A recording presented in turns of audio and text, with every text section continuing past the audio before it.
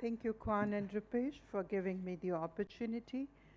So the topic that I shall be talking about are what are the imaging biomarkers which could give you a clue that you have done imaging and what you are dealing with could be a possibly infective pathology.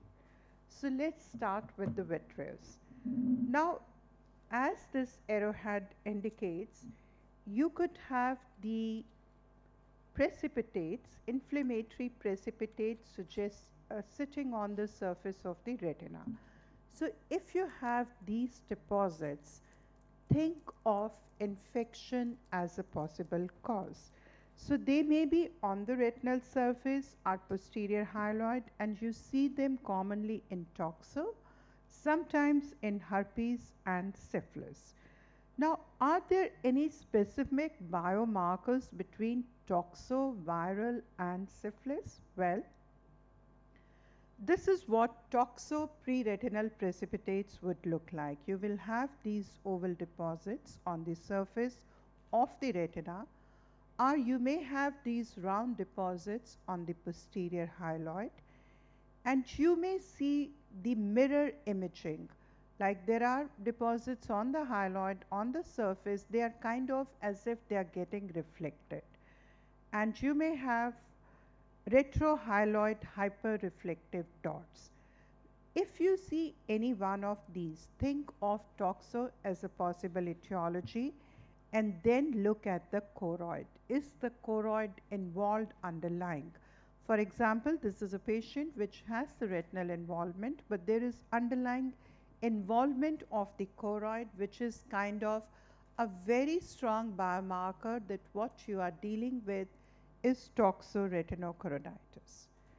When we talk of viral, here when you look at the posterior hyaloid, it appears thickened. There are some hyperreflective tracts like you see with these arrows, but you do not see the round deposits like you were seeing in toxo. Now I would have gone back to show you the round deposits of toxo, which are very different from the thickened hyaloid and tracts of the viral. You may have a variable degree of vitritis, which is seen in majority of the viral, but you will not have any choroidal involvement. So that will help you differentiate toxo from viral. You can see here, there is no underlying or very minimal choroidal involvement. You don't see like in toxo. So the top represents OCT in toxo, which has pre-retinal deposits, retinal involvement, and underlying involvement of the choroid. Whereas the bottom is retinitis of viral. You do have lots of cells, but the choroid is relatively normal because viral is retinitis, toxo is retinochoroiditis. Then we come to another masquerader, which is syphilis. Syphilis, sometimes, when you look at the patient has scotoma, but, you may just pass it off as normal. Never ignore the patient. He does have scotoma. And here is the autofluorescence. Autofluorescence beautifully shows this whole area of placoid involvement of syphilis, which sometimes may be too subtle to be picked up even on clinical exam. OCT is very important. The multiple pre-retinal dots, which you may see here, RPE irregularities and the loss of ellipsoid zone. For that, it's very important that you do OCT over the lesion, not OCT through the macula, which most of the techs do. So take the OCT through the lesion, and if you see the loss of ellipsoid zone and RPE irregularities, it has a very high diagnostic predictive value for syphilis. So syphilis test sometimes could be false negative, but if your imaging is indicating, it's important to repeat them and do both treponemal and non-treponemal test.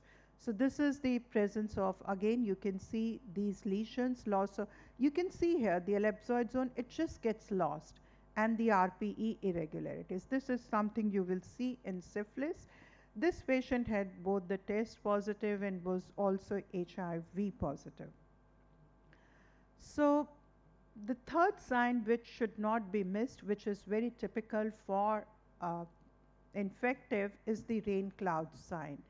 So you have to remember that howsoever severe retinochoroiditis may be, it will have the overlying cells, but you will not see the cells bursting out of the retina.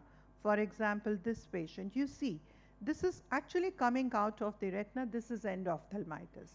So if you see this kind of a rain cloud sign, we very, certain that it's going to be infective, and this is not one of the non-infective uveitis, and it's important because then you don't give steroids, then you try to find out the cause. We work in uveitis, and we all know that we are kind of strange people who confuse lymphomas with toxos and viral, and we all have done it at some stage or other in our lives. So are there early biomarkers? Yes. So this is kind of a diffuse picture. You can see it could happen in quite a few of cases, but this particular patient had lymphoma.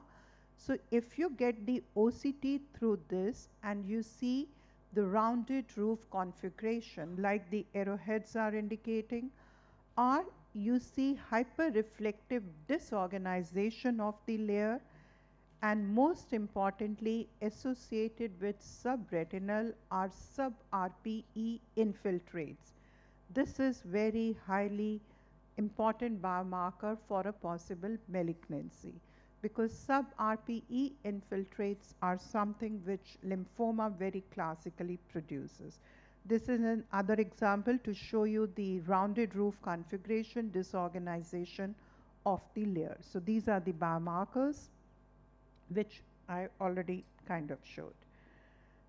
Dengue, then we move on to the inner retina signs, and when we are in the inner retina, besides the infiltration, you could also have foveolitis, and this foveolitis here is different than what I showed on the rain cloud. Rain cloud is bursting into the vitreous, you think of endophthalmitis.